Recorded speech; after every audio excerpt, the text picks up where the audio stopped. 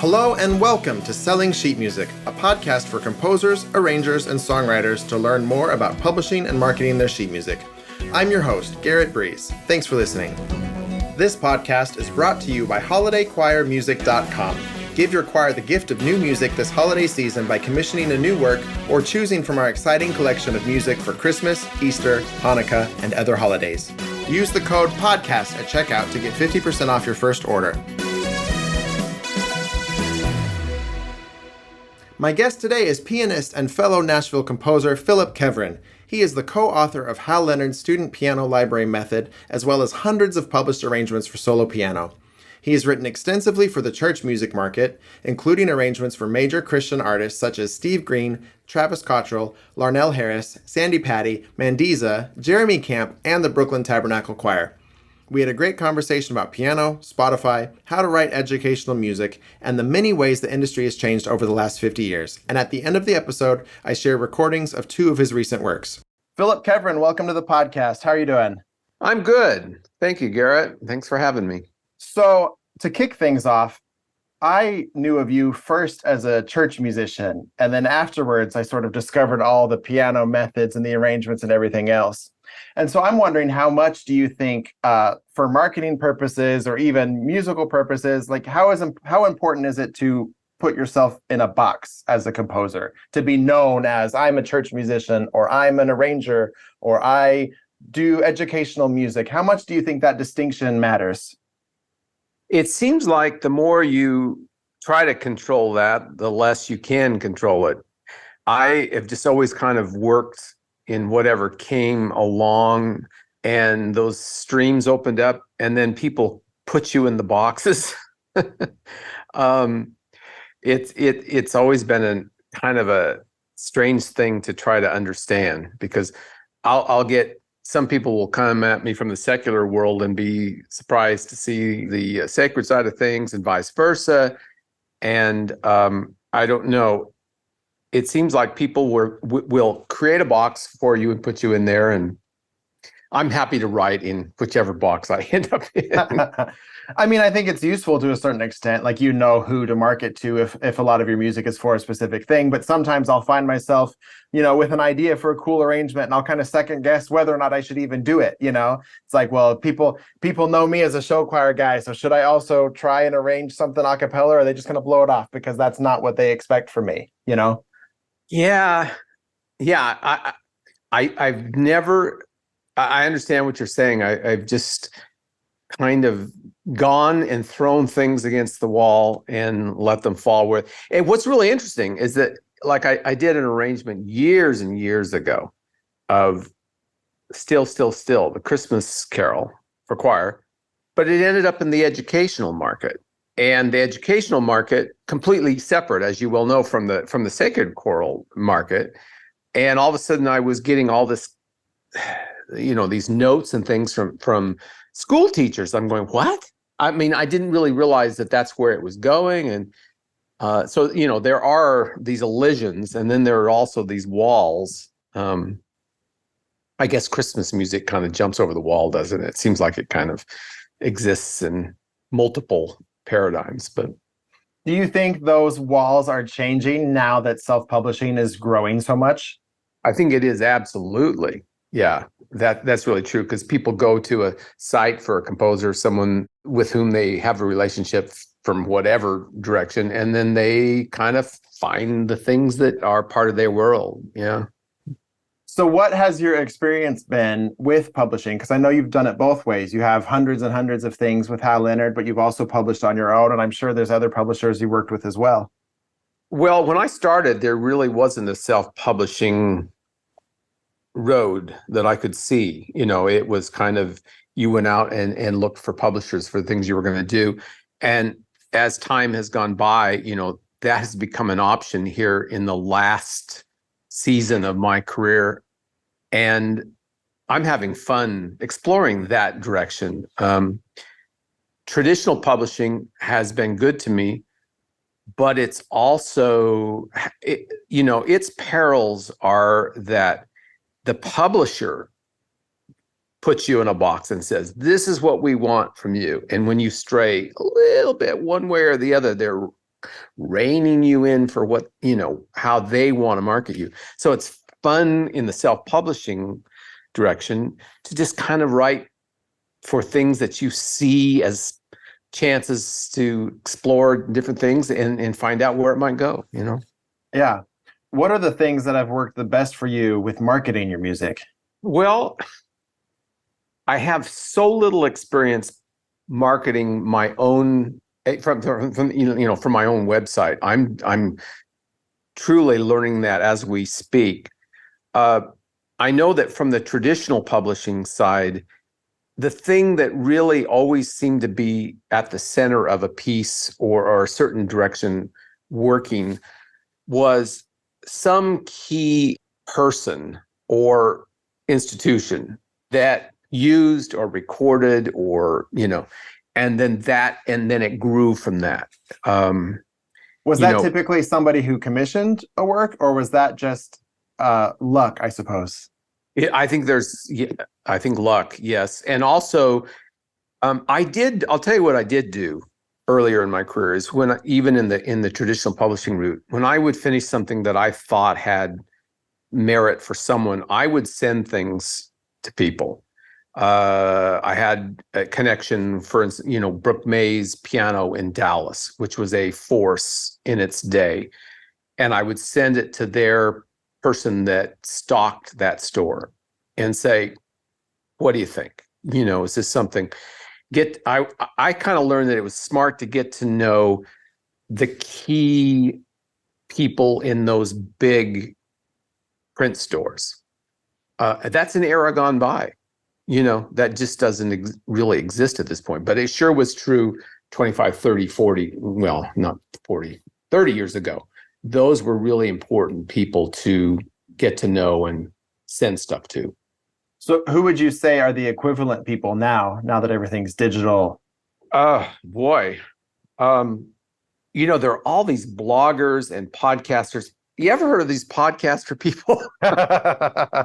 I think that's kind of where it is now. I mean, I recently did an interview with someone who out of nowhere says, "Hey, I found your jazz book for it's what is it called? Bach." It's awful that I can't remember it. They are box pieces that I arranged for jazz piano. And this person found the book. I did an interview with this podcaster. And then next thing I know, I'm getting a call from someone who is playing this in a club in Minneapolis. And they discovered this book from this podcast. And then they're playing from this book in a club atmosphere where there are people that play piano. And then it grows out of that. And you realize, oh, okay, those sorts of things are important to do, as in podcasts. Well, thank you for the flattery. I do think, though, okay, the stores are gone, but there's so much more competition now that I think there still has to be, how do I want to put this? There are still going to be key players in distribution and marketing and just helping people filter through all this stuff. I mean, that's the challenge now, right? Is if you are a self-publishing piano arranger, how many thousands of piano arrangements are you competing against, and how do you figure out how to get the word out? Yeah, and it's interesting. I put an ad in Piano Magazine in their spring issue, a magazine that has reviewed my piano works for many, many years. And I just put an ad in there and said, hey, guess what? I'm going to be doing stuff at my own website as well. Thinking, does anyone even look at advertisements in this magazine? I don't know. And the jury's still out on that, whether that was worth, because it wasn't cheap to do. But I thought, well, give it a run and see whether it is worth, the old thing of where do you advertise, how much? Well, I guess what I'm really asking is what do you think has changed and what do you think hasn't changed? Because so much of it has gone digital, but a lot of the key players are still the same, and a lot of the ways people at least perform the music are still the same. So surely there's some similarities. There are, tastemakers and influencers. They're just not at a dealership or a print store. They're, now a podcaster or a at a university setting, but it is really, talk about, early in the internet days, I remember guys saying to me, you don't want to be a hot dog stand in the desert. And I always thought that was a great, yes, you can build a hot dog stand in the desert, but does anybody know you're there, And with my own website, I didn't want to be a hot dog stand in the desert, I have the advantage of a network of people that know my work through traditional publishing. So I it gives me a little leg up with marketing from that spot. But yeah, I mean, this very same discussion can be had exactly for the recording industry. It's, you've got Spotify and 10 gazillion people putting their stuff up there. And okay, do you need a label to be marketing your music, or can you do it yourself? But if you do it yourself, then how do you get the attention of the people putting together playlists? And, is it worth paying somebody $1,500 that's a supposed playlist promoter? Is it worth it? I don't know. Well, let's go there, because one of the things I wanted to talk to you about is how much you have recorded your music and put albums of your music out on streamers. And I counted before we got on here, I counted 50 albums on Spotify. And I think that's one of the things that composers really struggle with, is getting recordings of their music. And obviously, when you play piano yourself, it's somewhat easier to record piano albums, but they're not all just piano albums. I mean, you've got orchestrations on there, you've got full orchestra, you've got instrumental things, Yeah. So I guess talk me through your strategy in that and how it all came to be, and what do you think has worked and hasn't worked? Well, the vast majority of those recordings are things that were done in the CD era and have then migrated into streaming. However, over the last 5 or 6 years, I've done a lot of things for Burton Avenue Music and Green Hill and those folks that have really, are doing well with the streaming paradigm. And I also went and recaptured some things that were recorded years ago that were no longer in print. And I just thought, you always hear about, you'll never get a publishing company or a record company to release the master back to you, even if you can put a price to it. No, they own it. Even if they're not putting it out, you're not going to get it. But that's not what happened. I went to a record label and said, hey, you have stuff that's not out there anymore. What can I do to get those masters back? And we worked it out, and I've re-released 4 or 5 of those things that in their day had, really good budgets for piano and orchestra, and now they're back out in streaming. So you pulled a Taylor Swift. I did. Sort of. Yeah. I've had bad luck or no luck at all getting things back. And then, and like I say, in this one case, they were very, very kind about it. Kind of said, it's silly for it to be sitting in our warehouse,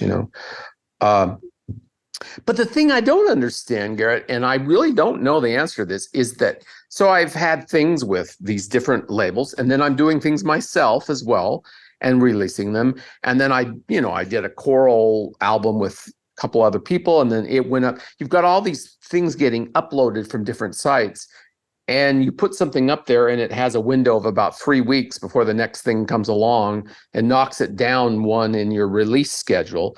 And then I get a call from someone, hey, well, we didn't know that was, gosh, we were releasing your piano record on thus and such a date. And 2 days ago, this thing appeared. And well, you can't control all those entities. They all end up in the very same channel.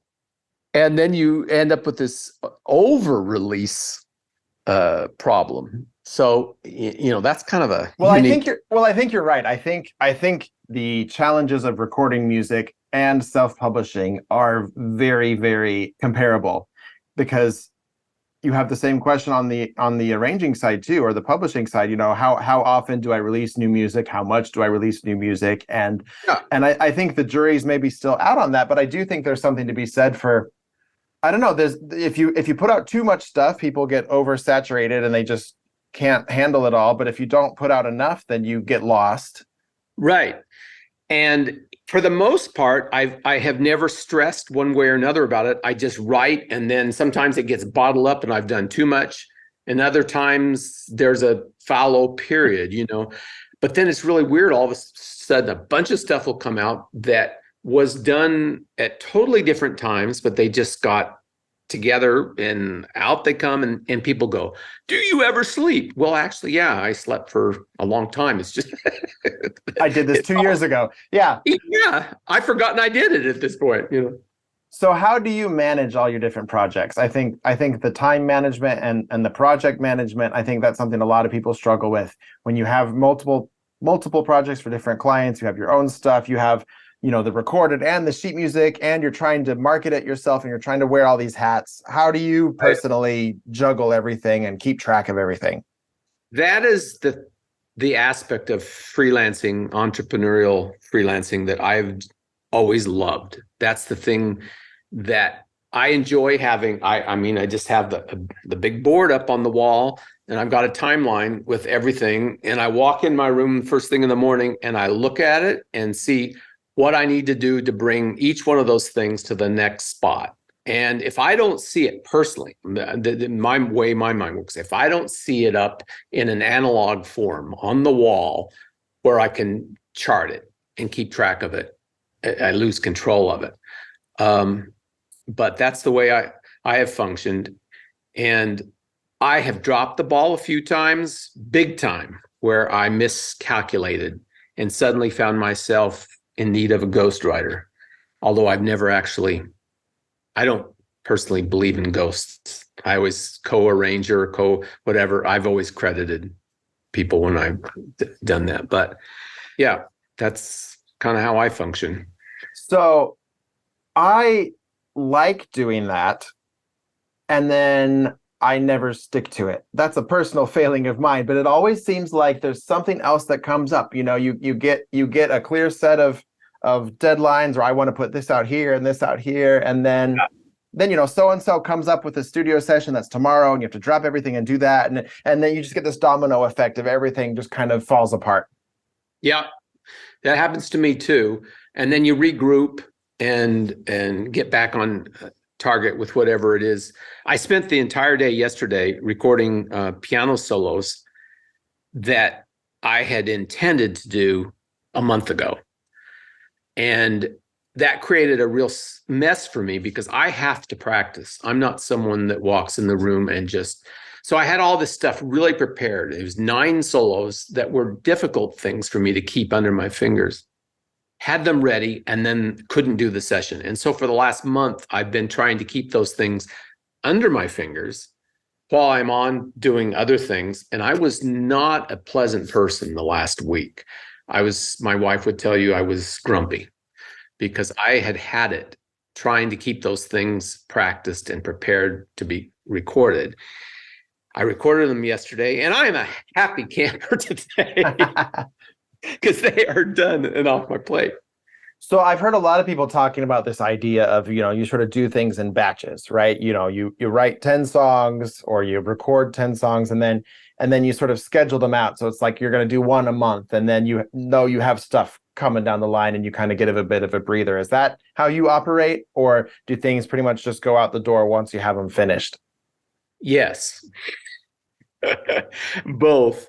But I try as much as possible, and I say try, Garrett, is at the front side of a project before you're into it and expectations are set with the people that you're working with, to be as clear about what's ahead as possible.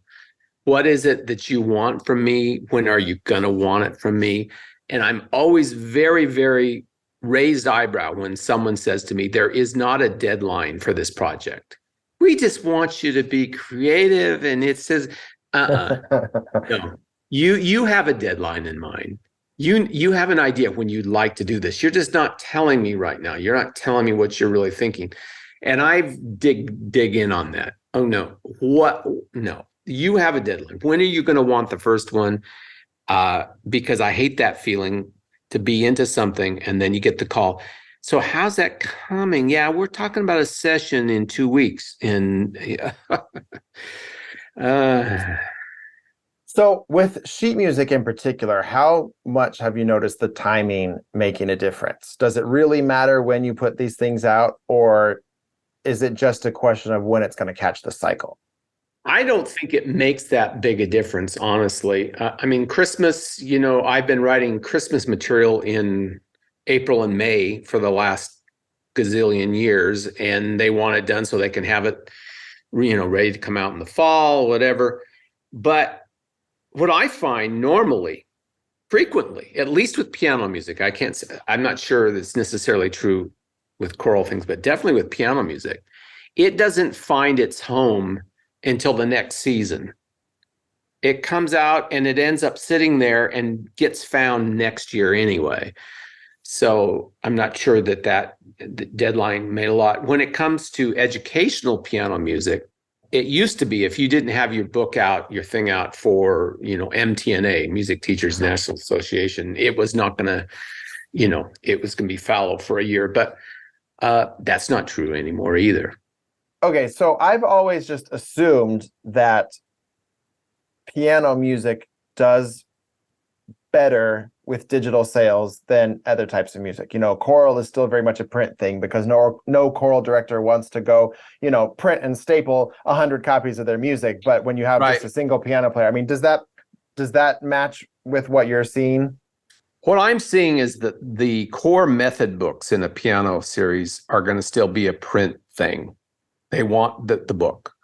But when you're talking about an arrangement or a piece that's in a collection, let's say I do a collection of spirituals for intermediate piano, I'm seeing more and more of that go where they'll go pick the arrangement they like and buy it digitally as a single. But like I say, method books still very much print oriented.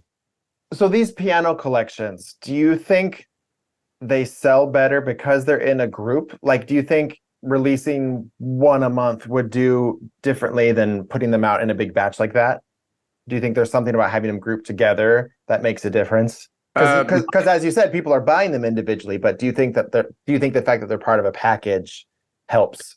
I think it does, because they're drawn to it initially as, I'd like to have something of this ilk. And then they look at it and they pick out their favorite. And, I think there's even a certain amount of, they go online and look at the book and kind of see the general level of it from the website and then pick out the title they like. But, they're still buying books too. But I don't know what the ratio is anymore. Yeah.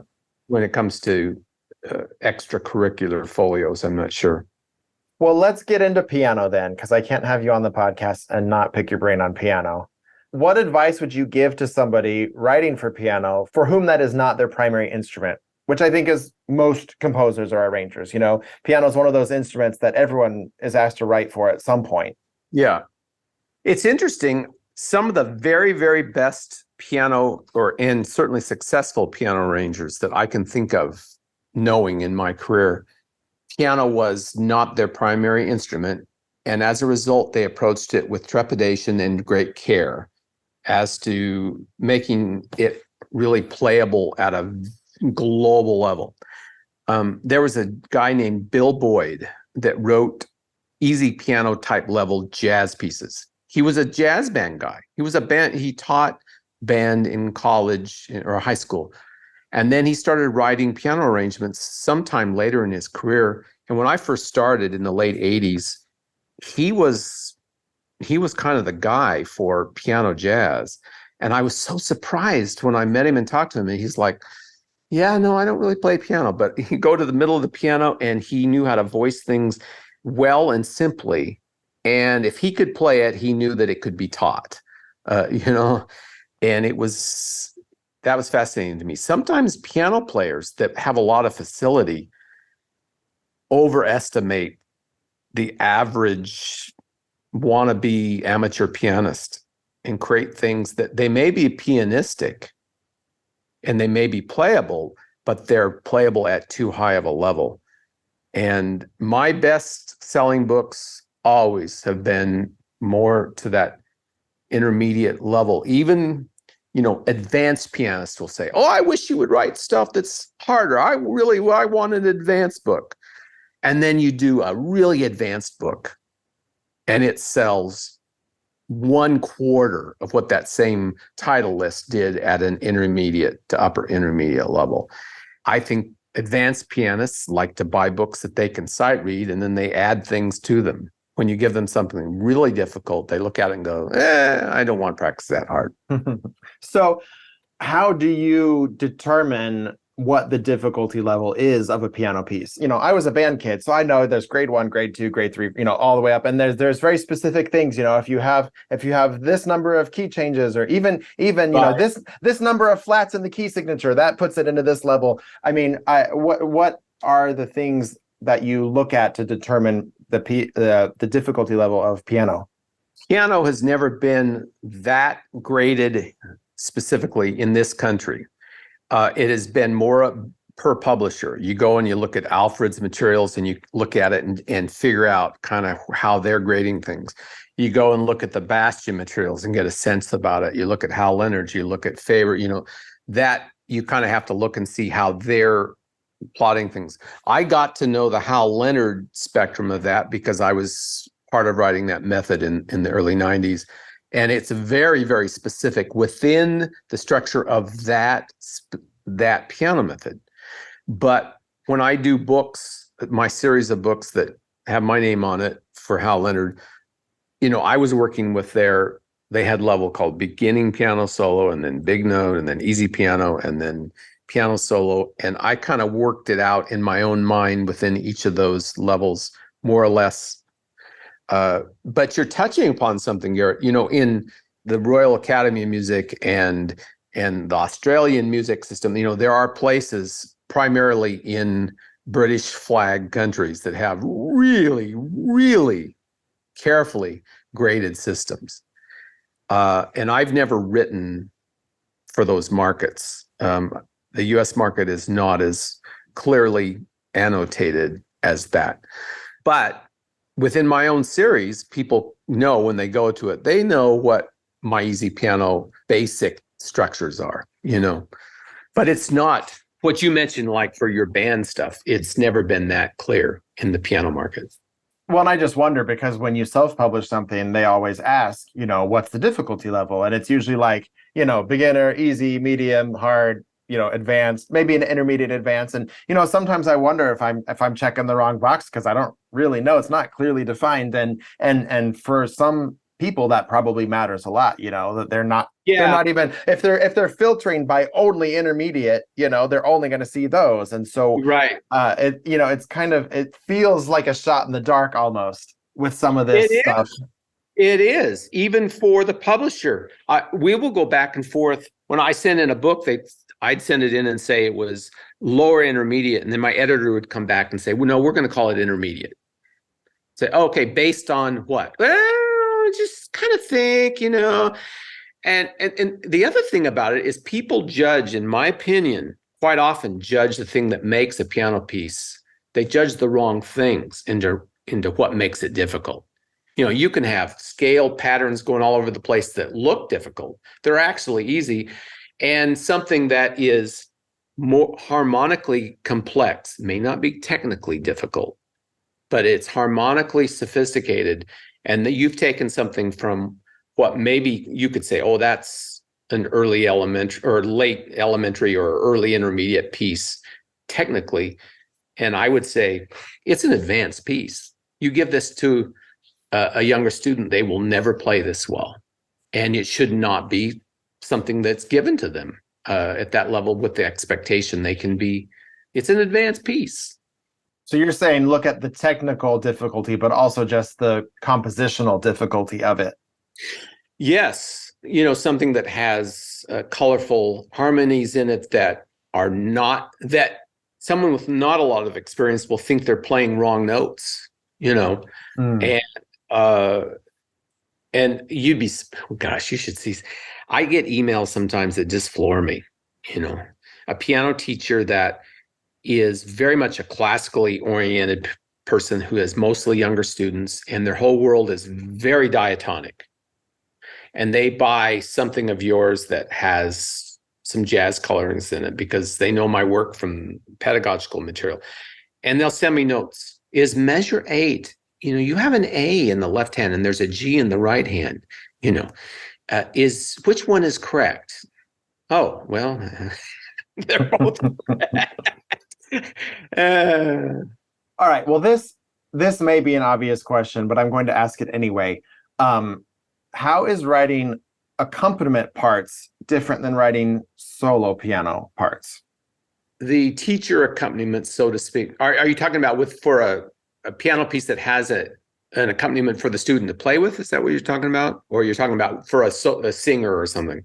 Well, yeah. Let's say you're writing like a piano part to go with a choir arrangement. The piano is not the focus.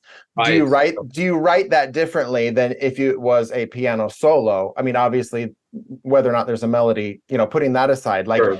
do you approach it differently, or is that one of those questions that can't be answered because it depends on the piece? I write as clear and not as. I'll tell you this, Garrett, when I write piano parts, I almost always simplify. I write and then I simplify and then I simplify again. Because a choir accompanist wants to successfully undergird that choir, but they don't practice enough. And I also bring them in range-wise. I'm pretty careful not to go too extreme in either direction. That's where you end up with people hitting wrong notes. So if you can keep them within a fairly tight geography in the center of the keyboard. I will say that when I'm writing for say a choral accompaniment, I don't fuss around nearly as much with finger numbers and that kind of thing. Mm-hmm. But because of that, I think I end up writing a little simpler because I don't want them having to work out some intricate. One thing I do have learned to do over the years is make sure that piano accompaniment, when it's choral or a solo singer, either one, is handing pitches to people in the choir at key spots. So writing the accompaniment and then going back and looking carefully. Okay, if I'm the tenor singing along with this piano accompaniment and I find it hard to hit such and such a note, I'd sure like to see that get interpolated into that piano part as much as possible. Yeah. Well, and I also wonder, I've seen a lot of instrumental arrangements where the solo part may be pretty easy and then the piano part's actually a lot harder. It's true. I mean, can we say Hindemith? That's exactly who I was thinking of. The Hindemith trombone concerto is just a beast.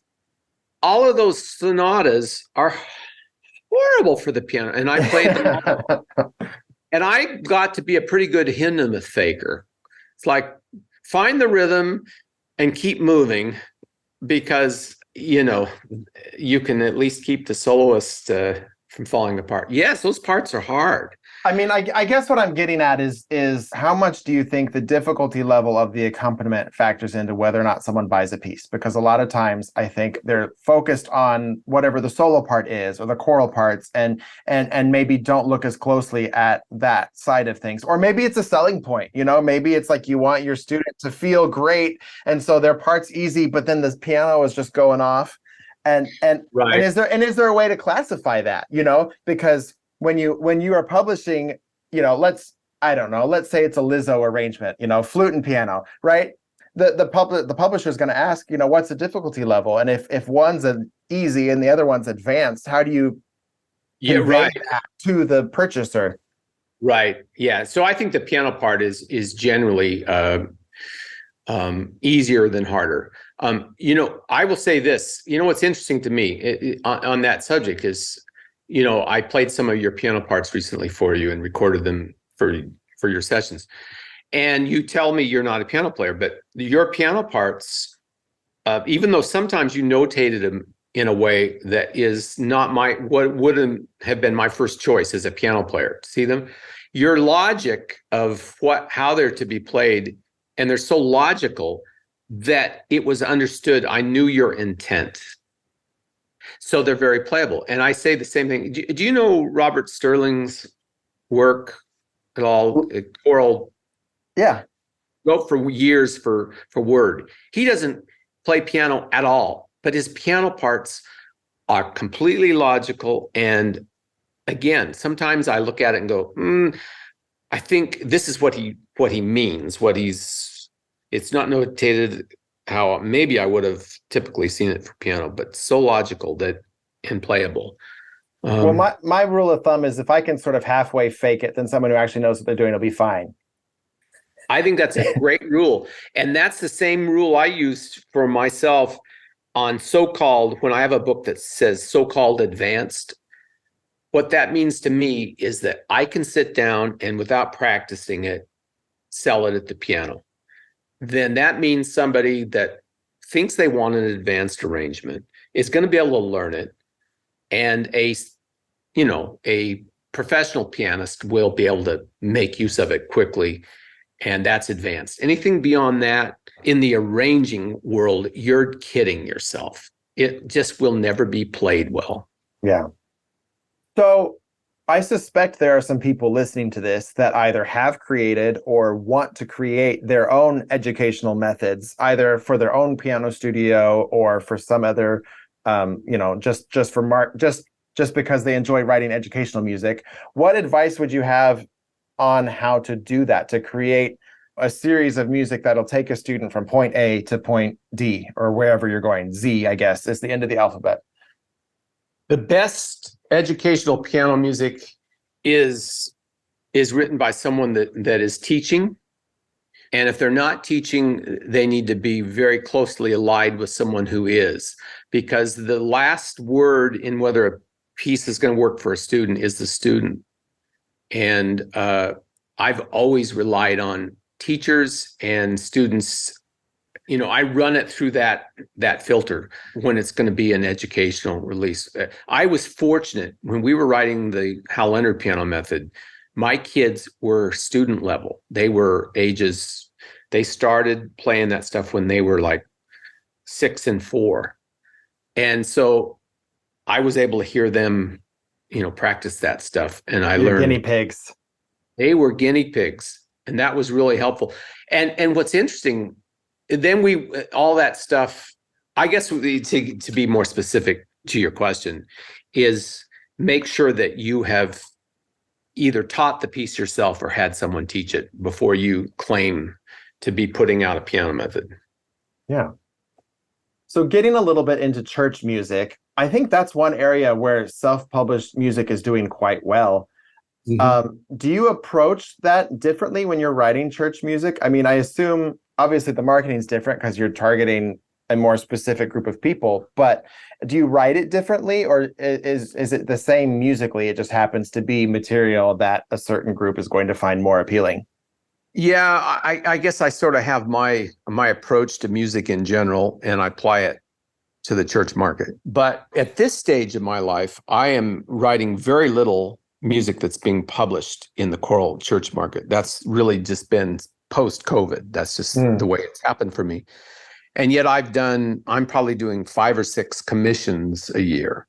So I kind of always have a choral commission going here, writing for someone. So in those instances, I find I'm writing different than I used to write for a generic publishing way, because I'm sort of, all right, tell me about your choir. Yeah. How's it going to be used? And I'm being a little more, I guess to some extent, I'm finding that to be fun, to be a little outside of the box, because I know how it's going to be used specifically. Now, what I've not tried yet, I have not taken any of my commissions and put them on my site as things. Do you do that? Do you sell your commission works on your site? Oh yeah. Yeah. See, I've not done that yet. Yeah, I mean, typically there's some sort of agreement. They get the first performance, or they get it for X number of months, and then it's fair game. I've never, and that's a project in itself, going back through my stuff and getting that commissions up on my site. I haven't done that yet. I probably know the answer to this, but I I think choral is self-explanatory when it comes to the church market because churches have choirs, or a lot of them do. Do you think there's a what's the market for piano music in church like, would you say? Or instrumental music, maybe? What I find surprising, and it has always surprised me, is there seems to be an unlimited market for traditional hymn piano solos. I just don't understand I mean, as long as I've been writing, dozens of those collections come out every year, and they always, for any writer, they sell and they continue to sell. So, and I'm guessing that's just because that's the most cross-denominational title, you know, Mhm. that something like Rock of Ages can be played anywhere. And maybe that's why. I don't know. What's interesting to me, living here in Nashville, about every other church you go to, it has a praise band and there's nobody playing piano solos. So I don't know where they're getting played. Not in Nashville, I'll tell you that. All right. Well, so this is a question I always ask the arrangers. Does it matter to you whether or not you're known as an arranger or a composer? Do you think that makes a difference? Huh. Well, it does make a difference. It's funny, in the educational market, they would call me a composer. In the folio market, I would be seen as an arranger. And that's just because the people that are teaching those books see I've composed many of those pieces. But I think that delineation tends to be a little more precious to those of us that do it. You know, the general public thinks of you as someone who writes music, but, you know, uh, did I answer that question? Don't know that I did. It does matter. Well, I mean, because you said before, the thing about the boxes, getting put in the Right. box, and I Right. wonder if that's a box that's hard to get out of. If you get known as an arranger and then you try to write an original piece, does that present any obstacles? Yeah, I think it does. And I don't know how those played out for me over the years. I'm not really sure. I did more arranging than I did composing. Uh, and yet I have a lot of things you take that even further. I've written dozens and dozens and dozens of songs that have been recorded for various things, but people don't think of me as a songwriter. They Yeah. wouldn't say, oh, he's a songwriter. No, because I don't go to guitar polls and I don't hang out in that songwriting world, but I've written a lot of songs.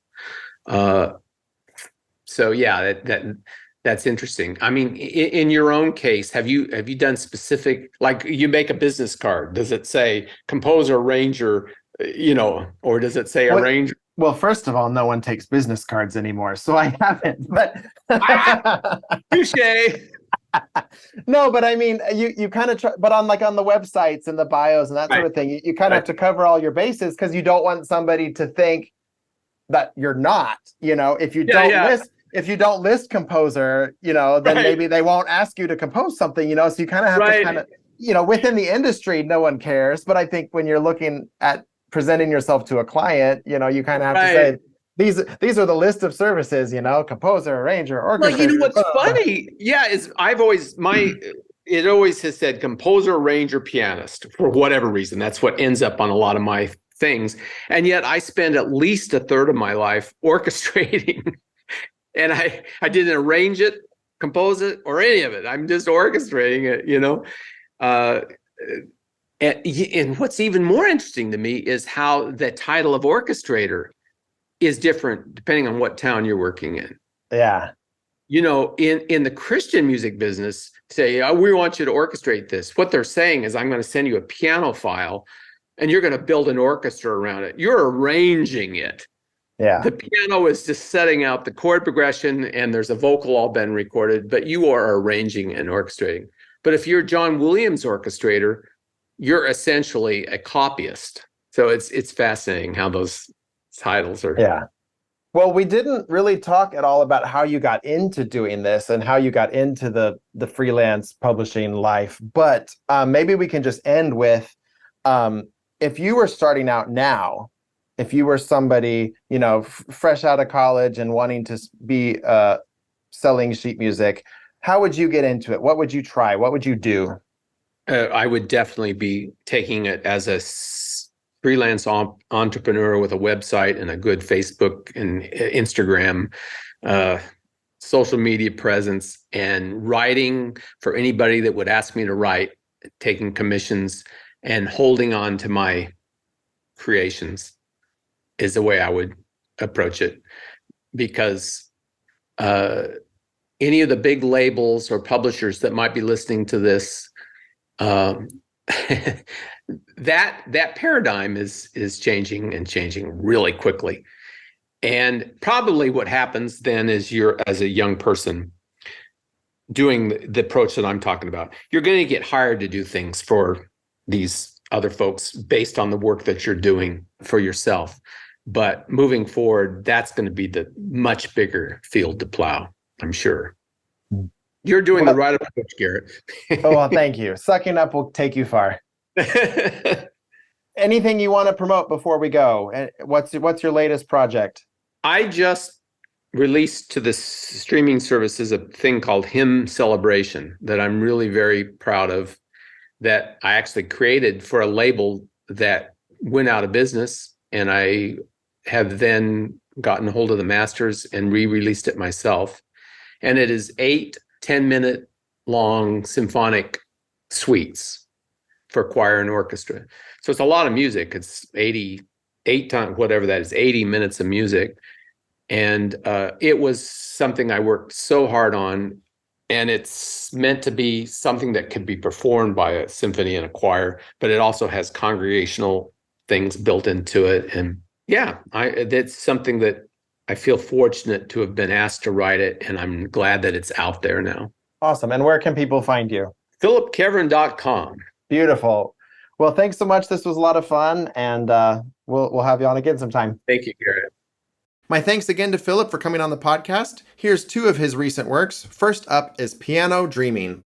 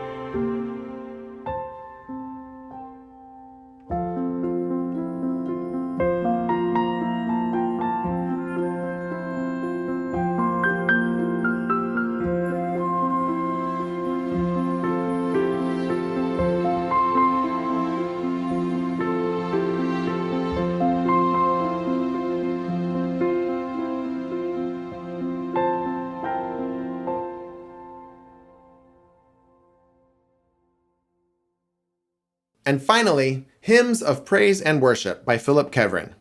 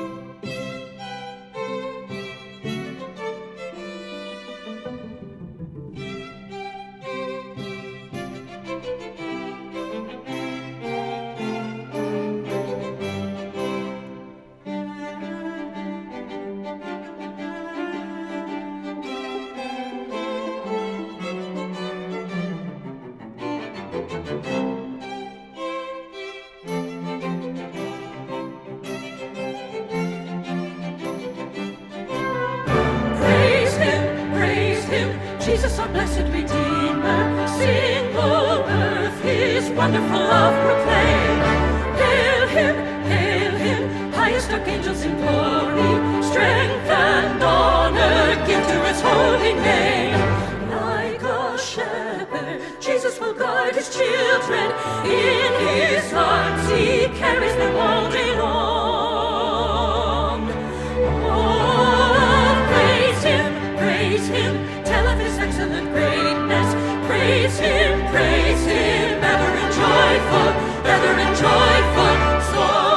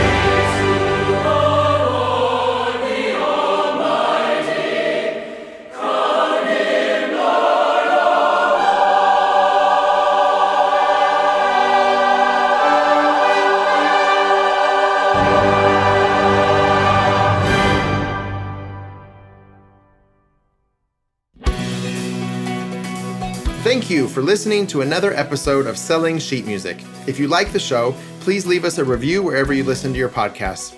You can email Garrett at breezetunes.com to get in touch with me, and you can find my music at garrettbreeze.com. Selling Sheet Music is written, produced, and hosted by me, Garrett Breeze.